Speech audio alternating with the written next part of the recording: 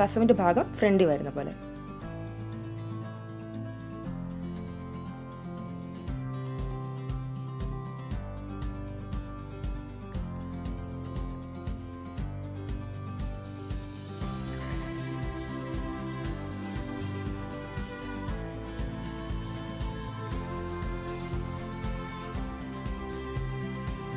അകത്ത് നമുക്കൊരു പിന്ന് കുത്തി കൊടുക്കാം,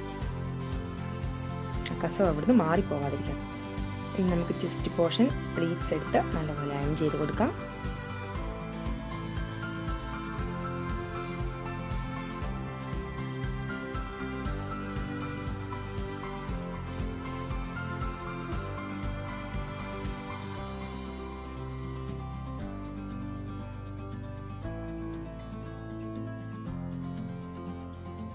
എന്നിട്ട് നോർമൽ സെറ്റും കൊണ്ട് കുത്തുന്ന പോലെ തന്നെ ജസ്റ്റ് ഒന്ന് കുത്തി കൊടുത്താൽ മതി.